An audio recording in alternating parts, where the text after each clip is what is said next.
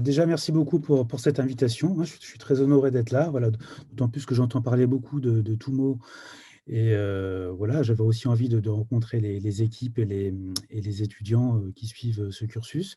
Voilà, alors je suis chez moi, j'ai un petit souci là avec le PowerPoint que j'avais présenté. Il faut que je rentre dans les préférences système, que je modifie tout et tout, donc je ne vais pas me lancer là-dedans, d'autant plus que je pense que je peux vous parler comme ça de l'école et puis surtout n'hésitez pas, je vais faire assez court et surtout n'hésitez pas ensuite à poser vos questions pour que ce soit, interactif et qu'on puisse échanger facilement.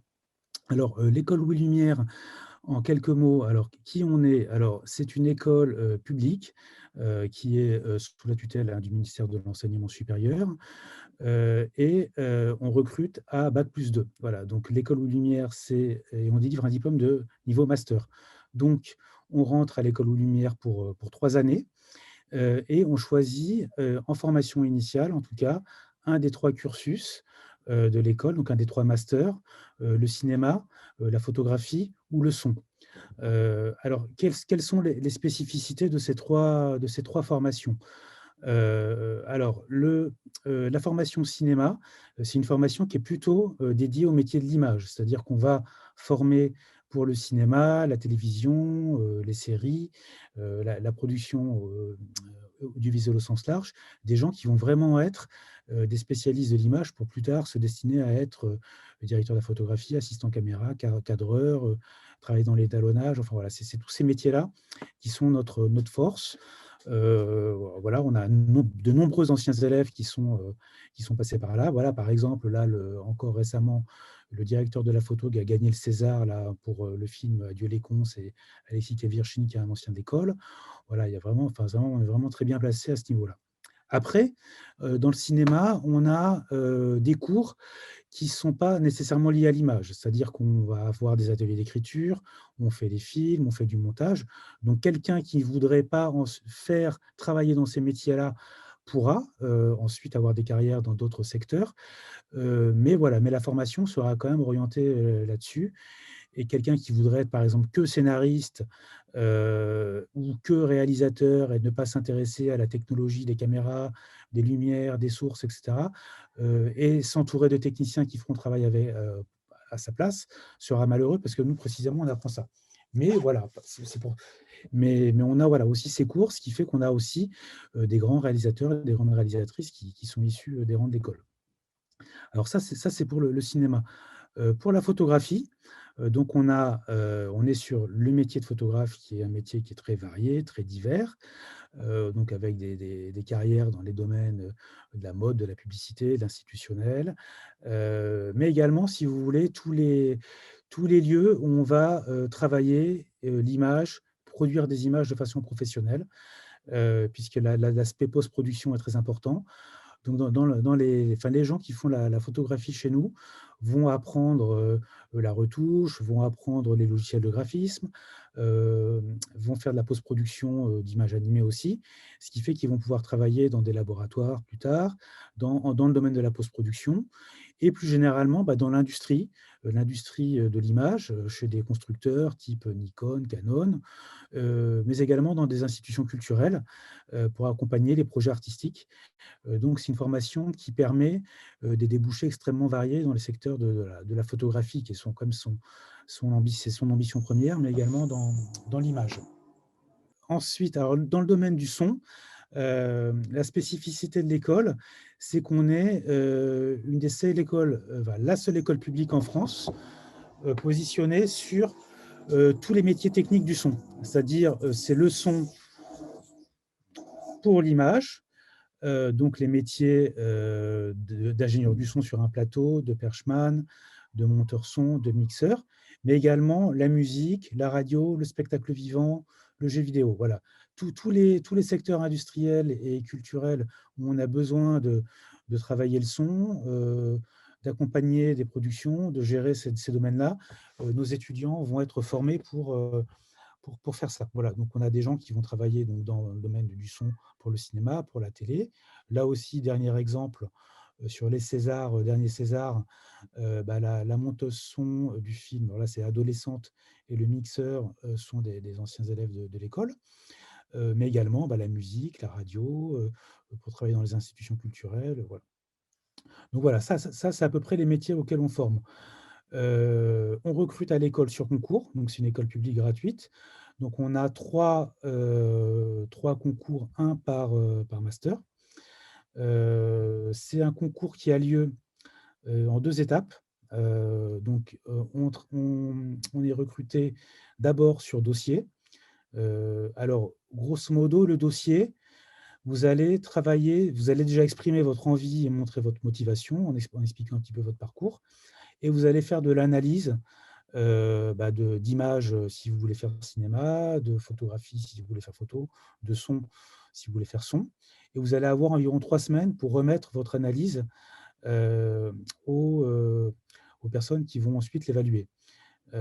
Et ensuite, si vous passez cette étape-là, vous allez être sélectionné pour des oraux, où là, on va bien entendu reprendre ce que vous avez écrit pour bien quand même valider que c'est vous qui avez travaillé sur ce qui a été proposé. Et ensuite, il y aura des aspects plutôt techniques et scientifiques qui vont pouvoir parfois être évalués, notamment dans le domaine du son, où les exigences en matière scientifique sont quand même assez fortes. Voilà. Ce qui fait on va avoir des élèves et donc on a 2 oraux. On a un oral qui est plutôt, sur la partie artistique et un oral qui est plutôt sur la partie technique et scientifique. Et après voilà, quand on a passé ces 2 étapes, on est à l'école. Voilà.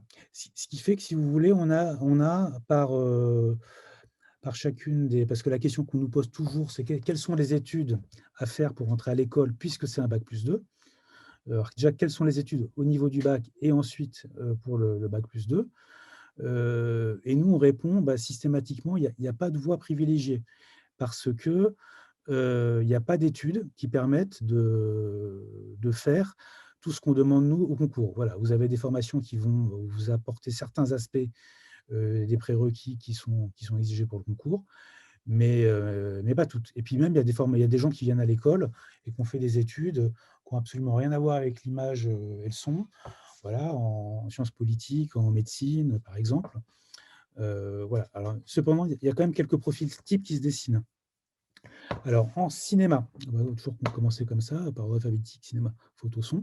En cinéma, on a, un baccalauréat qui va être, plutôt à dominante scientifique, même si c'est pas obligatoire, et même si, les épreuves sont loin d'être, majoritairement scientifiques, mais statistiquement, c'est plutôt ça qui se passe. Et ensuite, on a une grande majorité des élèves qui vont quand même suivre des études à dominante, audiovisuelle, c'est-à-dire, des BTS, qui vont aller à la fac, heu, ou qui vont suivre des classes prépa, audiovisuelles, type, public ou privé. Et à côté de ça, voilà, des élèves qui, pour le coup, suivent des études qui n'ont pas franchement grand-chose à voir avec les domaines de l'image, mais la majorité va quand même vers ces secteurs après le bac. Dans le domaine de la photographie, c'est extrêmement, varié, c'est-à-dire que vous avez, 50-50, entre les bacheliers littéraires ou scientifiques et après, voilà, des gens qui sont plutôt dans l'image, dans la photographie via la fac, l'histoire de l'art, les BTS ou des études, de sciences humaines, ou techniques ou scientifiques, voilà. Et alors en ce qui concerne le son, alors c'est pour le coup très majoritairement scientifique au niveau du bac puisqu'on est à 100. Mais après, vous avez deux parties quoi dans les études. Vous avez les gens qui vont plutôt suivre des études, continuer leur parcours scientifique et d'autres qui vont plutôt aller dans des études à dominante, audiovisuelle, type BTS ou classe prépa audiovisuelle. Donc si vous voulez, nous, à l'école, on a des promos variés, c'est le concours qui dessine, hein, qui décide, pardon, qui est pris. On ne fait pas des quotas, on ne dit pas: «Oh là là, là, on a trop de littéraire, donc on rebascule sur les scientifiques. Voilà, ou trop de BTS», voilà. Ça marche pas du tout comme ça. Et donc voilà, on recrute 16 étudiants par an dans chacun des masters. Donc 16 en photo, 16 en son, 16 en cinéma. Et alors on a environ 400 candidats pour le cinéma, 120-130 pour le son et 80 pour la photographie. Alors on a moins de monde en photo, C'est dommage parce que voilà, la photo, c'est, comme je l'ai esquissé un petit peu tout à l'heure, c'est un secteur professionnel où il y a énormément de débouchés. Mais voilà, enfin, les gens voient tout de suite le cinéma, enfin, ce qui est bien, mais voilà, il faut aussi savoir qu'il y a quand même cette formation et ces débouchés qui existent dans le domaine de la photographie. Et puis surtout, après, bah voilà, à l'école, il y a quand même la possibilité, voilà, comme vous voyez, hein, c'est des petites promotions. Donc, c'est des études ensuite qui sont très, très denses, hein, c'est-à-dire qu'on est là tous les jours à l'école, du lundi au vendredi et parfois le week-end. Et on travaille par demi-groupe, par quart de groupe, sur des projets individuels. Voilà, c'est majoritairement des cours pratiques, donc tournage, exercice en studio pour la photographie, de reportage, des partenariats qui permettent d'aller travailler à l'extérieur. Bah, en son, bah, ils travaillent sur le son des films, sur des pièces radiophoniques. On a des partenariats avec d'autres écoles, type École des Gobelins pour faire le son des films d'animation. Paris 7 pour le son des films documentaires. On va travailler avec l'IRCAM pour la prise de son de musique électronique. Donc, voilà, on a tout un parcours, si vous voulez, sur 3 ans. Enfin, là, je ne vais pas tout vous détailler, je vais plutôt répondre à vos questions, mais qui permet, voilà, qui marie des TD, des cours quand même théoriques et des exercices pratiques où les élèves sont vraiment en autonomie. Voilà, faut aussi savoir qu'on a un projet pour aider les boursiers à préparer notre concours qui s'appelle la classe égalité des chances. Et voilà, donc on peut postuler là en ce moment, c'est jusqu'à fin avril. Et ensuite, donc là, c'est vraiment, on retient les gens sur dossier uniquement. Après, il y a un petit entretien. Et après, les gens qui ont été retenus viennent tous les samedis à l'école pendant 6 mois. Et donc là, il y a différents cours pour aider à préparer le concours. Donc des cours d'analyse filmique, photographique, sonore, des cours de sciences et de technologie pour les aspects plus donc, scientifiques, techniques, des cours aussi un peu d'expression, de prise de parole. Donc voilà, c'est des petites promotions aussi là d'une vingtaine de personnes et chaque année, on a des élèves qui réussissent le concours grâce à ce programme. Voilà, donc j'ai pas le PowerPoint, j'espère que j'ai rien oublié. Si, quand même vous dire qu'on est donc en région parisienne, hein. On est à Saint-Denis, à la Cité du Cinéma, donc au métro Carrefour Pleyel. Voilà, donc c'est un lieu qui est assez bien desservi. Vous pouvez voir sur notre site, hein, on a des vidéos de présentation de l'école et des diaporamas qui montrent un peu tous les équipements. Enfin, voilà, c'est un espace qui est assez vaste, avec pas loin de 7000 m², dédié vraiment à ces métiers-là. Voilà, voilà. Et puis peut-être dernière petite chose, sur la question des formations avant l'école, quand on nous demande voilà, quelle est la meilleure formation, surtout aller vers vos désirs et vers vos stratégies de formation. C'est-à-dire qu'il ne faut surtout pas regarder les statistiques et se dire, tiens, cette année, il y a eu plus de gens qui ont fait la fac, là, il y avait plus de scientifiques, là, il y a plus de BTS. Déjà, ça change. Et puis, ce n'est pas du tout la même chose de faire un BTS, de faire une classe prépa scientifique, par exemple, d'aller à la fac de cinéma, ou de faire une école, par exemple, une école d'art. Voilà, il faut vraiment aller vers ce qu'on a envie, en se disant, bah, tiens, si je n'ai pas le concours d'une école comme Lumière ou la FEMIS ou l'école d'art ou le conservatoire, bah, j'ai quand même une carrière qui est possible.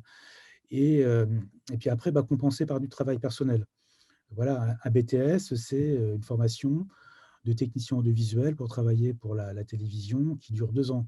Voilà, si vous voulez faire ensuite une classe prépa pour être ingénieur, voilà, c'est 2 ans de classe prépa, beaucoup de sciences, et ensuite 3 ans d'études ou plus pour être ingénieur. Voilà, donc c'est pas du tout la même chose. C'est des formations qui permettent ensuite de travailler plus tard dans l'audiovisuel. Donc, donc allez vers ce qui vous plaît et ensuite, bah, vous dites, tiens, il y a cette école, je dégage un peu de temps pour préparer le concours ou je termine ma formation, je fais une petite année en plus, exprès pour le préparer. Enfin voilà, il y a différents types de stratégies. Voilà, écoutez, bah, je suis prêt à répondre à vos questions. Parfait, ben, merci beaucoup, pour, toute cette présentation. Oui, effectivement, c'est important de souligner, à la fois où se situe l'ENS à présent et surtout, voilà, insister sur, les locaux un peu exceptionnels, hein. Je pense qu'il y a des studios, qui permettent vraiment aux étudiants de s'amuser dans le bon sens du terme. Il y a vraiment beaucoup de matériel, exceptionnel probablement et d'espace, donc oui, je pense que, voilà, vous verrez, des photos sur le site. Donc je rappelle, donc c'est ens-louis-lumière.fr. Alors, pour ce qui est des questions, je vois qu'il y a déjà une question de Delphine. C'était pour savoir, bon, déjà, à combien s'élèvent les frais de scolarité? Donc je pense que vous aviez répondu. Mais sinon, c'était, donc vous pouvez revenir du coup sur cet élément, mais également, sur les stages dans la section photo. Comment ça se passe et comment se passent les stages peut-être d'une manière générale et en particulier dans la section photo en particulier? Voilà. Alors les stages, il y a plusieurs types de stages. Il y a les stages obligatoires avec rapport de stage, suivi par des enseignants. Et donc là, il y a deux stages obligatoires en fin de première année et en fin de deuxième année. Donc plutôt au moment, enfin en fin de scolarité, au moment des vacances. Sinon, si vous avez des possibilités de faire des stages à d'autres moments, pendant les vacances de Pâques, c'est bien sûr possible d'en faire plus. Et vous pouvez faire des stages une fois que vous êtes diplômé, les 6 mois qui suivent votre scolarité. Si vous souhaitez pas, vous ne pouvez pas travailler tout de suite, vous pouvez également faire des stages. Donc il y a quand même pas mal de possibilités. Puis ce qui peut peut-être me permettre d'enchaîner un peu sur l'insertion professionnelle, en fait, pour aider, parce que c'est quand même des métiers, on va dire atypiques, hein, les métiers artistiques, pour travailler plus tard. Il y a plusieurs façons de travailler après. Alors, il y a, en tout cas pour le cinéma et le son, l'objectif, c'est d'intégrer des équipes de professionnels qui vont vous faire travailler avec elles. Donc, ça ne sert à rien d'envoyer des CV partout en disant aux productions, bah, prenez-moi comme ingénieur du son ou assistant caméra sur une production. Il faut que l'ingénieur du son ou le directeur photo vous prenne comme assistant avec lui. Donc, bah, nous, ce qu'on fait, c'est qu'on fait venir beaucoup de professionnels à l'école qui repèrent les élèves. Et ensuite, comme ça, il commence à se faire un réseau dans l'école. Voilà. On a aussi du parrainage avec les anciens élèves de l'école, chaque ancien élève parraine un deuxième année. Et puis après, bah, il y a l'entraide entre élèves, c'est-à-dire que si quelqu'un travaille sur une production, bah, il va avoir, et qui voit qu'il y a besoin de monde pour étoffer l'équipe ou de renfort, bah, il va bien entendu faire appel à ses copains de promo parce que ils ont pris des bonnes habitudes de travail ensemble pendant 3 ans. Alors, dans le domaine de la photographie, c'est un peu différent. Ceux qui vont dans les secteurs type industrie culturelle ou industrie, agence de communication, de retouche, etc., là, c'est comme partout ailleurs, c'est-à-dire on envoie des CV, on répond à des annonces, on a un CDD, un CDI. Voilà, c'est aussi, pour le coup, des secteurs dans lesquels on peut être plutôt bien payé dès la sortie de l'école. Et puis alors pour ceux qui veulent être photographes, bah, faut commencer à se faire un book, avoir des clients ou travailler comme assistant photographe, auprès d'un photographe. Donc là, bah, pareil, hein, on fait venir du monde, pour que les élèves puissent repérer et se faire repérer. Et puis, bah, il y a des partenariats, des projets, sur lesquels les élèves, bah, commencent à se faire un book pour ensuite aller démarcher à l'issue de la scolarité. Donc, par exemple, là, ben, vous allez pouvoir le voir sur notre site, on vient de terminer un partenariat avec les Césars, ce qui quand même permet aux étudiants de travailler sur les différents événements de l'Académie des Césars, dont la cérémonie. Donc, c'est quand même pas rien d'aller voir des agences ou des agents avec des photos de gens connus, pris vraiment dans des circonstances assez exceptionnelles. On a travaillé avec le Grand Paris, avec le musée d'Orsay. Voilà, on essaie d'avoir comme ça des partenariats assez porteurs, prestigieux, pour que voilà. On travaille avec l'école du Perret dans le domaine de la mode, pour que les élèves puissent se faire un book plus orienté création et mode, avec des designers pour la partie nature morte. Donc ça fait comme ça toute une série de différents projets pour nos étudiants qui trouvent qui arrivent bien à trouver du travail à l'issue de la scolarité quand même, hein. C'est-à-dire que c'est des promotions de 16 et on voit que ça se passe plutôt bien pour eux. Parfait, donc merci beaucoup, pour, ce qui concerne les frais de scolarité, hein, donc l'ENS Pardon. est donc public et gratuit. Voilà, donc pas de frais de scolarité. Alors je suppose qu'il y a peut-être des petits frais au tout début d'année éventuellement, mais même pas du tout. Non, il y a pas de frais de scolarité, enfin de mémoire, enfin, c'est comme à la fac, il y a la sécu et Oui, ça voilà. doit être 200 € et surtout, il y a pas à payer les productions. C'est-à-dire que comme il y a certaines écoles qui, dès que vous voulez faire quelque chose, c'est payant. Donc là, on peut pas faire non plus n'importe quoi, hein, mais quand vous faites votre film, quand vous faites il y a un budget pour le décor, pour la régie, il y a des locations, s'il faut louer une voiture pour aller à tel endroit. Alors certains films, on dit: «C'est en studio, vous bougez pas», mais s'il y a, pas le droit d'aller à plus de 20 kilomètres, bah, il y a la voiture de l'école et le camion d'école qui permettent de se déplacer sur 20 kilomètres. Bah, il y a quand même des moyens, qui accompagnent les projets, et les étudiants n'ont rien à avancer. Merci et par rapport à la section son, donc ici à Tumo, c'est une spécialité qui intéresse beaucoup, hein, la musique assistée par ordinateur. Une question, je pense, qui est, est-ce qu'il faut être musicien nécessairement? Est-ce qu'il y a un parcours, voilà, en tant que musicien qui est nécessaire pour intégrer la section son? Non, non, non, la section son, c'est vraiment, enfin le master son, c'est vraiment, c'est pas enfin c'est pas du tout une formation, musicale. C'est-à-dire qu'il y a pas de pratique instrumentale, il y a pas de composition. Après, c'est sûr que beaucoup d'élèves, sont musiciens parce que c'est leur passion, le son, la musique et que ce soit en musique, assistée par ordinateur, enfin en musique électronique ou en instrumentale, hein, ou même en chant, enfin il y en a beaucoup qui pratiquent et puis c'est vrai que ça aide parce que quand même si je vous le disais tout à l'heure, le bagage scientifique, il est important. Enfin quand même la différence, ce qui fait la différence et le fil directeur pour les 3 masters, c'est, l'analyse. Donc là, pour le son, c'est l'analyse sonore, donc avoir une oreille, savoir, comprendre, le son d'un film, le son d'un enregistrement, d'une pièce radiophonique et cetera. Donc forcément, quand on est musicien, ça aide et beaucoup le sont, mais c'est pas nécessaire et la sélection ne se fait pas là-dessus. Très bien. Sinon par rapport au vous avez évoqué le jeu vidéo, donc en particulier sur le son, mais est-ce qu'il y a peut-être, voilà, d'autres orientations? Le jeu vidéo, c'est aussi une spécialité qui intéresse beaucoup, les jeunes ici et qui en plus est un secteur un peu particulier en termes de formation puisque c'est quand même assez, privé en général, tout ce qui se fait en termes de formation. Est-ce que, il y a des ouvertures de ce point de vue-là? Quelles sont les ouvertures un petit peu sur le jeu vidéo que vous avez évoqué brièvement? Alors pour l'instant, les ouvertures sur jeux vidéo, c'est essentiellement dans le domaine du son. Ouais.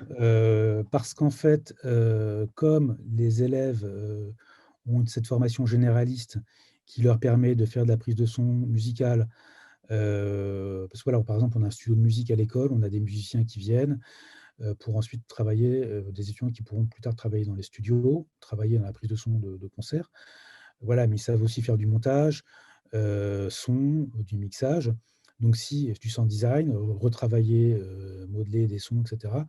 Donc ils sont en général bien armés pour, heu, pour répondre à un brief, voilà, s'il faut créer tout un univers sonore, consacré à un jeu vidéo, ils vont être bien armés pour le faire, et ensuite, bah, ils sauront s'adapter, aux exigences du vidéo.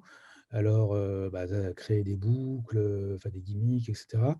Des vidéos sont par exemple, nous on a quelques étudiants qui ont ensuite été travailler chez Ubisoft, dans le département audio, puis aussi qui ont pu s'adapter aux exigences techniques du jeu vidéo, savoir que par rapport à une bande, enfin un espace mémoire, son, n'importe quel projet professionnel qui est énorme, le jeu vidéo, je pense que c'est beaucoup plus réduit, mais ça ne veut pas dire qu'il ne faut pas faire de la qualité. Donc comment on compresse tout ça, en termes de traitement du signal, comment on le gère, et cetera. Donc c'est quelque chose qui plaît et qui a permis, voilà, à des étudiants d'avoir des carrières intéressantes dans ce domaine-là. Sachant qu'en plus, il faut aussi voir que dans le jeu vidéo, quand vous êtes sur un projet, c'est parti pour 1 ou 2 ans. Voilà, vous êtes sur un film, voilà, c'est au mieux, 6 semaines, voilà, donc c'est vrai que ça peut être aussi parfois plus rassurant de se positionner sur des projets un peu plus long terme, quoi. Voilà. Dans le domaine de l'image, enfin du cinéma, de la photographie, on travaille sur les questions des images immersives, entre guillemets, de toute cette question des nouvelles images.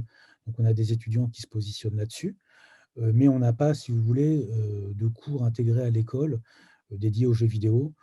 Et puis, idem pour l'animation, c'est-à-dire qu'on n'est pas une école d'animation, hein. C'est-à-dire que ça, c'est vraiment d'autres écoles qui le font. Ce qui ne veut pas dire qu'ensuite, on n'est pas capable de travailler avec des gens qui font de l'image, enfin, des effets spéciaux, des VFX, et d'intégrer des VFX enfin en post-prod, ou que les gens qui font l'image en direct sur le plateau anticipent en travaillant sur différents types de fonds pour que ça, ensuite ça se passe bien en post-prod. On est bien sûr totalement en phase avec les techniques de prise de vue d'aujourd'hui qui ont quand même bien évolué, au-delà des fonds verts, etc. Mais il faut que, voilà, on a mis en place des projets de recherche dans le domaine de la prévisualisation en direct de ce qui se passe sur un plateau. Donc, par exemple, quand vous travaillez, vous filmez votre personnage sur un fond vert, et puis ensuite en post-production, vous le mettez dans la forêt en train de se faire attaquer par un ours. Et si il a mal joué euh, sur son fond vert, vous pouvez voir des petites imperfections, des problèmes, etc. Et donc là, avec ces systèmes de prévisualisation qui existent quand même maintenant depuis quelques années, vous voyez les effets spéciaux qui vont être intégrés en post-production directement sur le plateau. Directement sur le plateau via des écrans. Donc, vous pouvez tout de suite dire à votre comédien de rectifier son jeu, ou vous pouvez voir aussi ce qui ne va pas en termes de mise en scène. Donc ça, voilà, par exemple, ça c'est un exemple de projet sur lequel l'école a travaillé dans le cadre d'un projet de recherche sur les dernières années. Super. Merci beaucoup. Il y a plusieurs Ouais. questions dans le chat. Donc, il y a Prudence qui demande si, voilà, comment se passe le réseau, on peut dire, peut-être alumni, et éventuellement si ce réseau est ouvert un petit peu à des échanges avec de futurs candidats éventuels. Est-ce que c'est quelque chose qui est structuré comme ça ou... Alors, plateforme, pas vraiment. En fait. Le problème, c'est qu'avant, on faisait bien sûr des journées portes ouvertes. Il y avait beaucoup d'événements dans l'école, projections, portes ouvertes, on montrait les travaux, photos, ciné, son. Et bien entendu, là, depuis un an, on fonctionne que comme ça pour l'extérieur. Parce que nous, on arrive à travailler quand même par petits groupes, hein, dans l'école, même si ce n'est pas toujours évident. Mais donc non. Après, si vous avez, Prudence, des questions, vous pouvez m'envoyer un mail, et moi, il y a un bureau des élèves, et moi, je peux transmettre le mail à des étudiants pour qu'ils vous répondent. D'ailleurs, je vais saisir mon mail dans le chat, comme ça. N'hésitez pas si vous voulez me poser des questions en direct, D'accord, parfait. Sinon, voilà, c'est pour ceux qui n'auront pas le réflexe de copier-coller directement, on pourra vous le transmettre par la suite. Il y a également donc une question sur la dimension internationale des projets pendant le cursus. Quelle est la dimension internationale à l'ULumière? Oui, alors là aussi, c'est quelque chose. Alors, il y a déjà des échanges classiques, on va dire, au semestre 5, avec des. Parce qu'en fait, le semestre 5, c'est un endroit où il y a énormément de projets, où il y a quasiment plus de cours. Voilà. Donc, si vous ne faites pas un des projets qui est proposé à l'école, ce projet-là, vous pouvez aller. Enfin, ce projet-là, un autre projet, je veux dire, pardon, vous pouvez aller le suivre dans une école et faire valider ce qu'on appelle, des unités de valeur, des ECTS, dans cette école. Et inversement, nous, on accueille des gens d'autres écoles dans le cadre de procédures d'échange. Alors, comme je vous l'ai dit, on est sur 16 étudiants. Vous imaginez que c'est assez limité. Donc, nous, on accueille 2 étudiants par master. Donc, on peut avoir 6 étudiants étrangers en tout. Et inversement, on peut avoir 6 étudiants qui partent. Alors ça, c'est le premier point en ce qui concerne les échanges. Et sinon, là, notre directeur, c'est quelque chose qui est très nouveau, qui a été mis en place, c'est qu'on a travaillé avec des écoles qui ont des, des belles traditions de création et de production, mais qui connaissent moins, on va dire, et qui sont moins positionnés sur les métiers techniques de l'image et du son. Parce que c'est vrai que ça, c'est un peu une forte spécificité chez nous. Et donc, en fait, on a des étudiants qui vont aller faire l'image ou le son de films d'écoles prestigieuses à l'international. Donc, on a travaillé, par exemple, avec la NYU, qui est une des plus grandes écoles de cinéma américaines, avec des étudiants qui ont été faire le son de ces écoles, enfin des films de ces écoles, donc aux États-Unis et à l'étranger, puisque c'est des écoles aussi qui produisent à l'étranger. Voilà, il faut voir que c'est quand même une économie, ces universités, qui n'a rien à voir avec ce que nous on connaît. Donc voilà, donc nous c'est intéressant pour nos étudiants parce que voilà, ils connaissent, ça leur permet de se faire du réseau à l'international, de voir d'autres façons de travailler. Et dans le domaine de la photo, ben, on a aussi eu des partenariats avec d'autres écoles. Et par exemple, une école de journalisme de Boston qui a permis à des étudiants photographie d'aller au moment des primaires au moment des élections américaines, d'aller couvrir en vidéo et en photo ces primaires, et notamment rencontrer un certain Joe Biden à l'époque où il était moins, on va dire qu'il n'avait pas le vent en poupe par rapport à certains. Et donc, ouais, ils ont pu faire des portraits, par exemple, de Joe Biden, ce qui est quand même assez drôle maintenant qu'on y pense il y a 2 ans. Alors, bien sûr, on a tout arrêté là depuis 1 an parce qu'on ne peut plus voyager. On espère bien remettre tout ça en place dès qu'on pourra à nouveau voyager. Oui, merci. Alors, donc pour prudence, hein, donc le nom de l'université, c'est NYU, si j'ai bien compris, hein, Ouais, NYU, New York vécu, University. ouais, c'est ça. Et alors, donc autre chose, donc il y a Victor qui demande si on peut postuler à plusieurs filières en même temps, donc son, photo, photo, cinéma, ou est-ce qu'on peut, voilà, comment se passe le concours en fait exactement? Non, non, en fait, il faut vraiment choisir un des masters. Parce que, alors c'est vrai que c'était vrai au moment où il y avait les épreuves écrites qui étaient en même temps. Ouais, maintenant, on est sur dossier. Mais là, il faut choisir un des trois masters. Voilà. Euh, alors, Victor, non, c'est clair, Victor? Donc oui, c'est sûr qu'il faut avoir pris vraiment peut-être un cursus effectivement presque avant de faire son choix au concours. Il faut choisir peut-être la formation qu'on fait en sachant le choix qu'on va vouloir faire pour intégrer l'ENS en fait. C'est ça. C'est ça. Voilà. Il y a pas Euh, mal de travail quand même pas mal de travail. Donc, enfin, franchement, se disperser, enfin, déjà, c'est pas évident d'avoir le concours. Se disperser sur 2 ou 3, enfin, je conseille pas, hein, autant. Et surtout, alors je ne sais pas quel âge vous avez à peu près, mais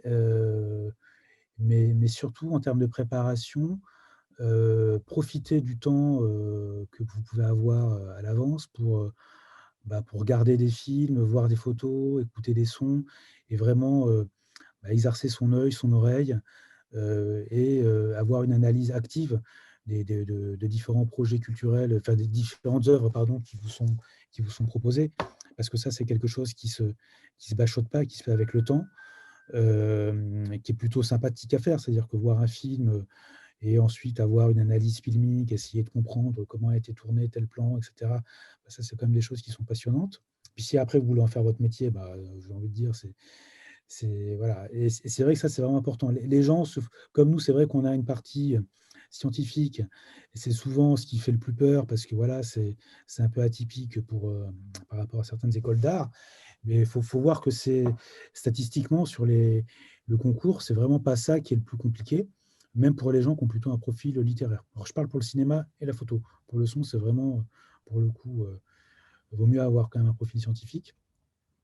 Mais surtout, profitez du temps là que vous avez pour regarder un maximum de choses, essayer de comprendre, quand vous pourrez aller voir des expos.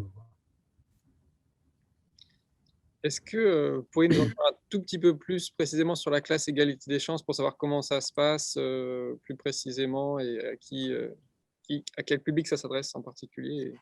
Oui, bien sûr. Alors, la classe égalité des chances, donc, c'est pour des boursiers. Donc, il faut être voilà, boursier n'importe quel échelon et résident en Île-de-France pour pouvoir venir tous les samedis à l'école pendant 6 mois. Voilà. Après, donc ça, voilà, ça c'est les 2 conditions administratives. Et bien sûr, être à même de pouvoir passer le concours. Donc passer le concours, hein, je sais pas si j'ai été clair là-dessus, il faut avoir un bac+2, ça c'est du point de vue administratif. C'est n'importe quel bac+2. Voilà. Après, vous pouvez vous inscrire d'un point de vue administratif et après, voilà, après, il faut travailler pour réviser la matière. Donc, la classe d'égalité des chances, voilà, faut pouvoir passer le concours, être boursier et résident en Île-de-France. Vous avez un petit dossier à remplir. Voilà, c'est sur notre site en ce moment. Et ensuite, vous venez nous expliquer vos motivations.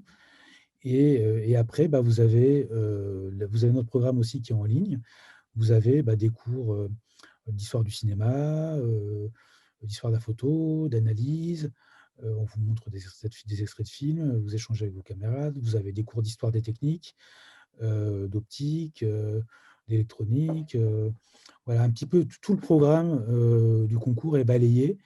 Voilà, puis vous faites aussi du réseau parce que voilà, en général, voilà, c'est des gens motivés. Voilà, vous faites des amis pendant ces 6 mois. Et par ailleurs, c'est la Fondation Culture et Diversité avec laquelle on est partenaire qui met ça en place. Donc, il y a aussi un système d'aide, de bourse. Les élèves qui réintègrent le concours via la classe égalité des chances n'ont pas, déjà n'ont pas de droit d'inscription, mais en plus, ils ont une bourse mensuelle. Ils ont des aides au logement. Donc, c'est vraiment un programme d'accompagnement qui est assez global. Il y a aussi une aide sur le plan culturel je crois qu'il y a un projet, ils ont accès au forum des images, justement, pour aller voir les films gratuitement, un certain nombre de musées, de théâtres. Donc, c'est vraiment quelque chose qui est très global. Et là aussi, c'est le premier pas dans un réseau. Ça permet voilà, de rencontrer du monde. Si on n'a pas le concours la première année, on peut le retenter une deuxième fois. Il y a aussi des gens ensuite que moi je retrouve sur des productions qui travaillent dans ces métiers-là sans avoir fait d'école. Parce que bien heureusement, on peut faire du cinéma, de la photo ou du son sans faire le Lumière, la Fémis, la Cinéfabrique ou d'autres grandes écoles. Il y a plein de façons de faire ces métiers-là plus tard. Les écoles, ça aide, ça accélère, mais ce n'est pas le seul moyen. Donc, voilà, donc moi, j'encourage vraiment les gens à faire ce programme parce que voilà, ça peut aussi donner confiance en soi. Parfois, on se dit, voilà, je suis vraiment trop loin de ça, je ne suis pas fait pour ça. Et puis après, voilà, c'est un premier pas dans l'école parce qu'on vient à l'école, on est au courant de ce qui se passe. Quand il y a des projections, des événements, on est là, ça permet de rencontrer les élèves, les professeurs. Donc ça donne un petit peu aussi des idées très concrètes sur qui on est. Très bien, mais on espère que Tumo pourra permettre d'être une petite passerelle vers ce programme et puis le concours d'une manière générale. Et j'avais une question aussi par rapport peut-être au profil des enseignants. Est-ce que, il y a à la fois peut-être des universitaires, à la fois des intervenants peut-être qui viennent plus du milieu professionnel? Est-ce que voilà, c'est un mélange des 2? C'est qu'en fait, on a quelques enseignants universitaires.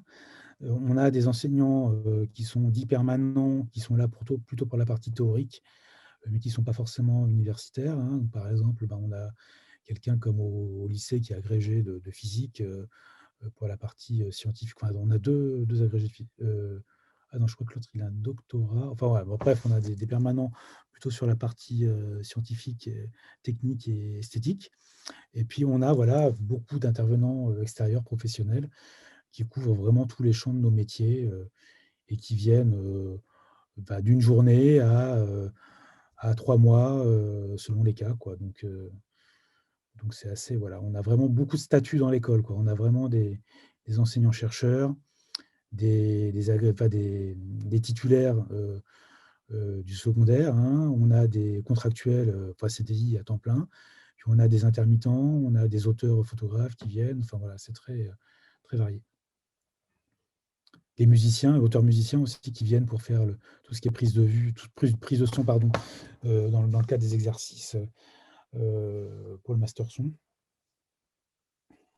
Et donc pour ce qui est de la diffusion des travaux des étudiants, donc il y a régulièrement donc en temps normal des moments un petit peu ouverts au public, c'est ça? Alors en fin d'année, je suppose. Est-ce qu'il y a également, un accompagnement de diffusion plus large des travaux de fin d'année, peut-être de fin de master, des choses comme ça? Ça s'intègre dans un programme, plus large ou comment Tout ça à se fait. passe? Alors en fait, on a déjà les propres événements que nous organisons. On a des événements culturels des événements, enfin dire, en partenariat avec des événements culturels. Donc, par exemple, on fait notre soirée de gala avec la Cinémathèque. Donc, c'est une occasion de projeter nos projets. On travaille avec le 6B à Saint-Denis pour les projets photos. On travaille avec la Muse en Circuit, qui est une scène nationale dédiée au son pour montrer des projets de création sonore. Voilà, donc on a ce type d'événement. On a ce que nous, on diffuse donc chez nous. On a les films sont envoyés en festival. Donc, on essaye aussi de montrer et de gagner des prix. On répond à des concours dans le domaine de la photo pour essayer voilà, de remporter des prix, donc de donner la visibilité aux travaux. Et puis après, les élèves ont aussi leurs propres événements. Donc, il y a des associations étudiantes qui sont assez actives, enfin qui sont très actives même. On a 48 volts pour le son, donc qui a une radio qui est diffusée, un SoundCloud. Il y a 48 plus pour la photographie qui édite un journal, qui a un site web, qui organise des expos. Et puis on a le Ciné Club pour le Master Cinéma qui organise des projections au cinéma Le Grand Action, donc normalement tous les mois, en invitant plutôt spécifiquement donc les équipes techniques des films, donc chaque mois. Donc on a souvent des gens à l'image. Mais voilà, c'est l'occasion. Voilà, il y a 2 heures de projection du film, ensuite 2 heures de discussion avec les équipes. Donc là aussi, c'est assez sympa. On apprend plein de choses. Il y a un pot après. Alors là, on n'est pas dans la diffusion des travaux avec le Ciné Club. C'est plus 48 plus et 48 volts qu'ils font aussi. Mais voilà, c'est un peu comme ça qu'on se positionne. Superbe.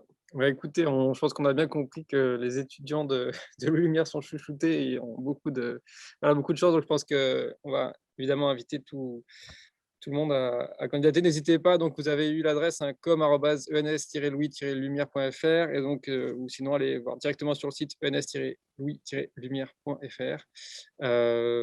En tout cas, je pense que là on va s'arrêter pour cette présentation et on vous remercie chaleureusement d'avoir été disponible ce matin et on vous dit à bientôt, au forum ou à l'ENS.